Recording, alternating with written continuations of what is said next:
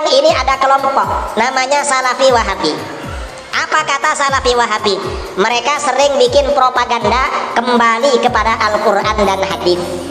Makanya kalau ada orang bilang kembali pada Quran dan hadis, orang ini perlu digugat.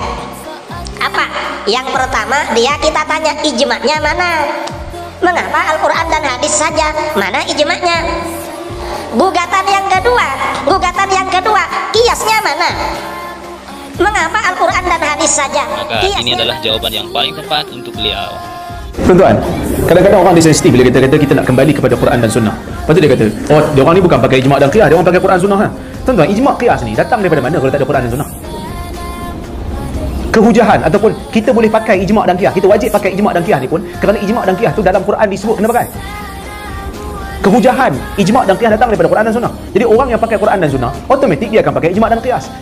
Ya, jadi teman-teman, kesimpulannya orang yang mengatakan kembali ke Al-Quran dan Sunnah sudah pasti memakai ijma' dan qiyas, karena sumber hukum untuk ijma' dan qiyas juga dari Al-Quran dan As-Sunnah. Nah, sekarang pertanyaan saya untuk Anda, Pak Yunus, tolong ini dijawab dan dijadikan konten. Kalau orang yang teriak-teriak kembali ke Al-Quran dan Sunnah itu mesti sudah berdasarkan atau sesuai dengan ijma' dan qiyas, karena artinya bukan berdasarkan menafsiri Al-Quran dan Sunnah, bukan dengan pemikirannya sendiri, mesti ijma' dan Sunnah, sesuai dengan ijma' dan Sunnah. Saya ada pertanyaan untuk Anda. Yang pertama,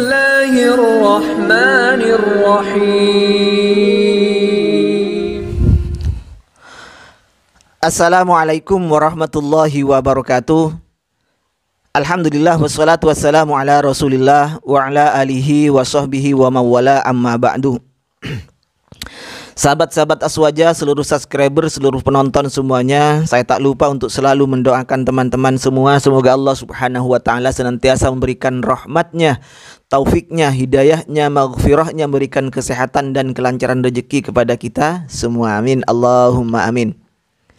Kali ini saya akan menanggapi kembali videonya Ustadz Yunus, Pak Yunus channelnya ini ya.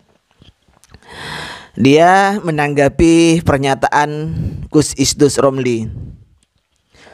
Beliau, Pak Yunus ini, menanggapi pernyataan Gus Idrus Romli. Kontennya diberi judul, videonya oleh beliau ini diberi judul Idrus Romli menggugat orang yang kembali ke Al-Quran dan hadis. Karena Idrus Romli menyatakan bahwa jika ada orang yang mengatakan kembali ke Al-Quran dan hadis, maka perlu digugat. Artinya perlu ditanyakan juga ya kepada mereka, ijma'nya mana, qiyasnya mana. Begitu ya Pak Yunus. Kemudian Pak Yunus ini mengkliping videonya Ustadz Malaysia itu. Dalam pernyataannya Ustadz Malaysia itu, dan juga dijelaskan oleh Pak Yunus, bahwa orang yang kembali terhadap Al-Quran dan Sunnah, orang-orang yang mengatasnamakan dirinya Salafi itu, yang katanya kembali terhadap Al-Quran dan Sunnah, ini mestinya secara otomatis sudah kembali terhadap ijma' dan qiyas sebagai dasarnya. Karena tidak mungkin ijma' dan qiyas ini keluar dari Al-Quran dan hadis. Oke, saya kunci jawaban itu, pernyataan itu. Nah, sekarang pertanyaan saya untuk Anda, Pak Yunus, tolong ini dijawab dan dijadikan konten. Kalau orang yang teriak-teriak kembali ke Al-Quran dan Sunnah itu mesti sudah berdasarkan atau sesuai dengan ijma' dan qiyas, karena artinya bukan berdasarkan menafsiri Al-Quran dan Sunnah, bukan dengan pemikirannya sendiri, mesti ijma' dan Sunnah, sesuai dengan ijma' dan Sunnah. Saya ada pertanyaan untuk Anda. Yang pertama, Syekh Yazid Jawas mengatakan bahwa sedekah di hari Jumat itu tidak ada dalilnya, tidak ada contohnya dari salafus saleh. Nah, sekarang tolong ini buktikan pernyataannya yang sesuai dengan ijma' dan qiyas. Tertulis di kitab apa dan siapa yang berpendapat apakah benar pernyataan Syekh Yazid Jawas itu sesuai dengan ijma' dan qiyas? Bukan hanya berdasarkan pemikirannya sendiri yang mengatakan sedekah mengkhususkan di hari Jumat ini tidak ada dalilnya, tidak ada contoh dari para salaf. Itu yang pertama. Yang kedua, fatwanya Syekh Khalid Basalamah yang mengatakan rukun wudu ada 2. Silahkan datangkan ijma ulama bagaimana ijma'nya. Dalilnya di kitab apa dijelaskan bahwa itu ijma ulama bahwa rukun wudu ada 2. Fardunya wudu itu ada 2, muka dan tangan saja. Yang lain itu sunnah muakkadah. Yang ketiga, pernyataan Khalid Basalamah juga yang mengatakan bahwa ketika seseorang menginjak kotoran kucing, kotoran anjing, atau kotoran manusia, ini wudunya batal. Juga harus dijawab oleh Pak Yunus di dalam kitab apa bahwa ini adalah ijma. Seterusnya, pernyataan Khalid Basalamah juga yang mengatakan bahwa seseorang yang punya truk digunakan untuk usaha.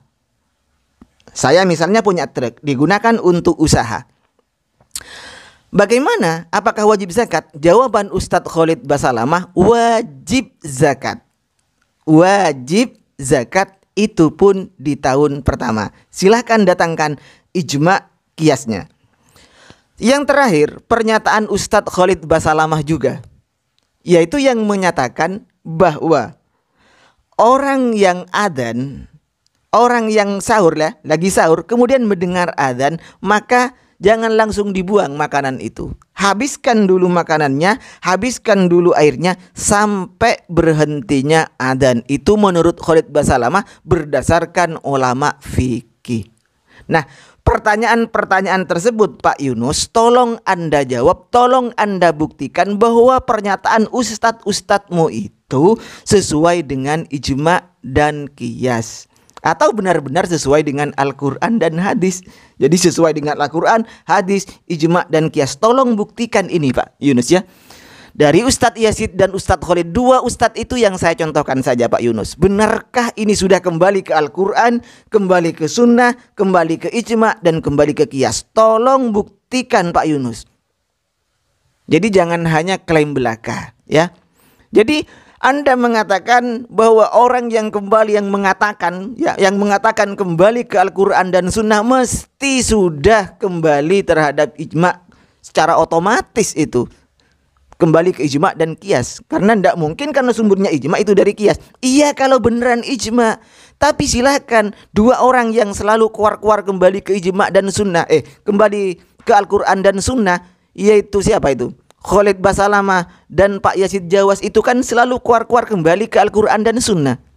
Nah sekarang fatwa-fatwa mereka itu silahkan Anda buktikan bahwa itu sesuai dengan Al-Quran, sesuai sunnah, sesuai ijma ulama, sesuai dengan qiyas. Tolong buktikan. Saya tunggu video Anda, respon dari Anda untuk menanggapi video saya ini. Buktikan dengan referensinya ya. Jangan hanya ngomong belaka Pak Yunus. Kalau hanya ngomong ngalor ngidur, apalagi clipping-clipping seperti itu, ya itu kan recehan kalau seperti itu Pak Yunus. Jadi yang namanya keilmuan itu untuk membuktikan kebenarannya Anda itu tolong buktikan. Ini Al-Qur'annya, ini hadisnya, ini ijma ulama, kitabnya ini qiyas ulama, ini kiasnya, ini buktinya, ini kitabnya, ini sesuai halaman sekian, cetakan ini. Silakan buktikan seperti itu Pak Yunus. Saya tunggu Pak Yunus. Siap ya Pak Yunus? Saya sangat menunggu itu. Baik, demikian sekedar tanggapan saya untuk Pak Yunus. Saya mohon yang terakhir sebelum saya tutup, sebelum saya closing, terakhir saya sangat mohon terhadap Pak Yunus ini agar mendatangkan bukti bahwa 2 orang ustadz ini yang selalu teriak kembali ke Al-Quran dan sunnah, secara otomatis mereka sudah kembali terhadap ijma dan qiyas. Saya ingin buktinya saja Pak Yunus. Tolong Anda buktikan dengan referensi yang jelas, dengan data yang valid, bukan hanya dengan cuap-cuap begitu kata anak sekarang ya. Silahkan buktikan dengan konkret fakta yang valid. Begitu sekedar tanggapan saya untuk Pak Yunus. Mohon maaf sebelumnya. Salam kenal dari saya orang Sumeneb. Wa akhiran minni, assalamualaikum warahmatullahi wabarakatuh.